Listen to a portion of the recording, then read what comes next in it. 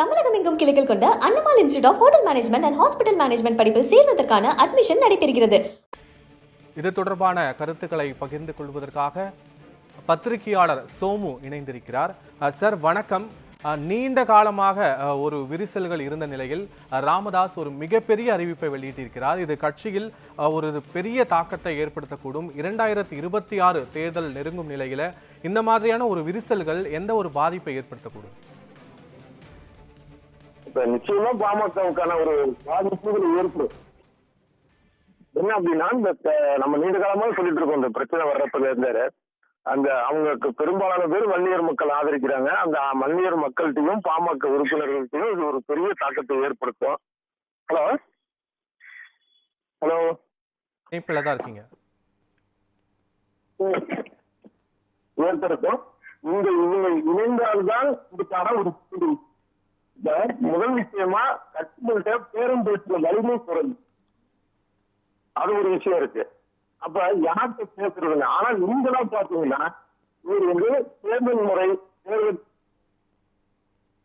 தேர்தல் கமிஷன்ல அன்புமணி பக்கம் தான் அந்த கட்சி இருக்கு அப்படிங்கிறது சட்ட ரீதியான ஒரு விஷயம் அன்புமணி இருக்கு.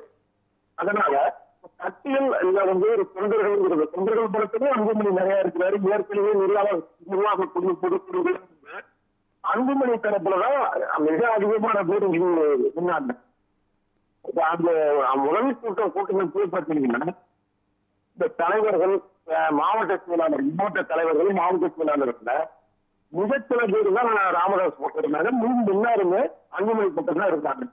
இன்னைக்கு அந்த மாதிரியான நிலைதான் தொடருது. இதெல்லாம் உணர்ந்து இது ஒரு சமரசத்துக்கு வந்தால்தான் பாமகவுக்கு நல்லது. சார், ஒரு தலைவராக செயல்படுவதற்கு கூட அவருக்கு தகுதியற்றவராக இருக்கிறார் அப்படின்ற ஒரு கடுமையான ஒரு காட்டமான குற்றச்சாட்டை வைத்திருக்கிறார். இது கட்சியில ஒரு மிகப்பெரிய ஒரு அவருக்கான ஒரு பின்னடைவா பார்க்கப்படலையா? நிச்சயமா இது பின்னடைவு ராமதாஸ். ஏன்னா இப்ப ஒரு தலைவருக்கு தகுதி இல்லைன்னு இவர் சொல்றாரு அப்படின்னா ஏன் தலைவரா தீர்மானித்து நியமித்தார்? நியமிச்சா அந்த கட்சி ரீதியாக அந்த பொதுக்குழு செயற்குழு கூடி அது ஒரு முறைப்படிதான் அவர் தலைவராக நியமிக்கப்பட்டார். அந்த பொறுப்புக்கு வந்தாரு அன்புமணி. இதுல இன்னொரு விஷயம் என்ன அப்படின்னா, இந்த சட்டப்படி கட்சி விதிப்படி தலைவருக்கு வந்தவரை கட்சி விதியை மீறி அந்த பொறுப்பிலிருந்து நீக்குவதாக ஒரு செய்தியாளர் கூட்டத்தில் தான் அறிவித்தாரு ராமதாஸ். தவிர தொடர்ந்து அன்புமணியை தரம் தாழ்த்தும் அளவுக்கு அவர் பேசிட்டு இருக்கிறார். இது எல்லாமே மைனஸ். அப்படி பதிலுக்கு அன்புமணி அந்த மாதிரி ஒரு வார்த்தை கூட விடல.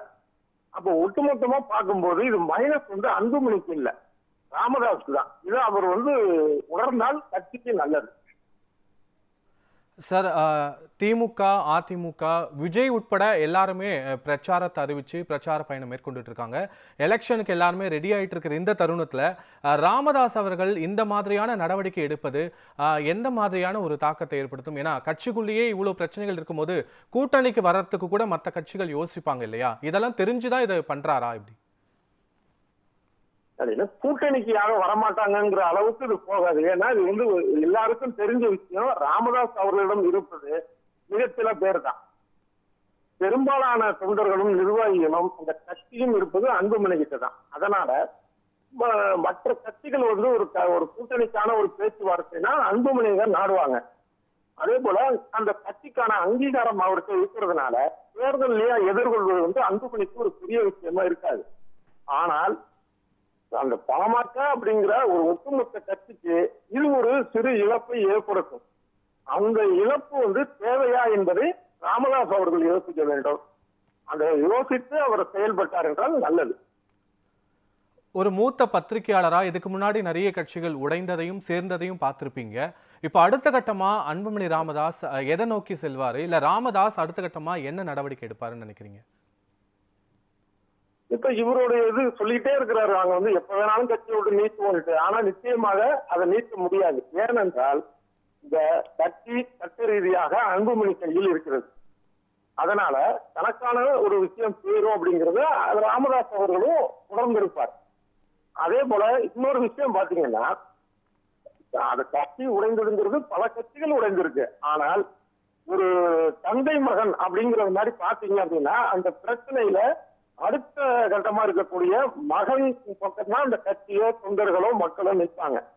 இதுக்கு உதாரணமா சொல்ல போனா முலாயம் யாதவ் அவருடைய மகன் அகிலேஷ் யாதவ் இவங்களுடைய விவகாரத்தை சொல்லலாம். பெரிய பிரச்சனையா இருந்தது. அப்புறம் அகிலேஷ் யாதவ்கிட்ட தான் அந்த கட்சி தொண்டர்கள் மக்கள் வந்தாங்க. இதே மாதிரியான ஒரு சூழல் தான் இதுவரைக்குமான ஒரு விஷயம். இப்ப ஒரு கட்சியில வெவ்வேறு 2 பேருக்கு ஏற்படக்கூடிய பிளவு அப்படிங்கிறது வேற. இந்த திமுக எடுத்துக்கிட்டீங்கன்னா அது கருணாநிதியா வைகோவானா கருணாநிதிக்கான ஒரு விஷயம் வந்தது. வைகோ வெளியில போக வேண்டியதா இருக்கு. தனி கட்சி அமைச்சர் இப்ப கூட்டணியில் இருக்கிறாரு, அது வேற. ஆனா அதே நேரத்துல கருணாநிதிக்கு அப்புறம் ஸ்டாலின் தானே அதுக்கான ஒரு வலுவா வந்தாரு. இதனால இது தமிழ்நாட்டு உதாரணம். இதுதான் யதார்த்தம்.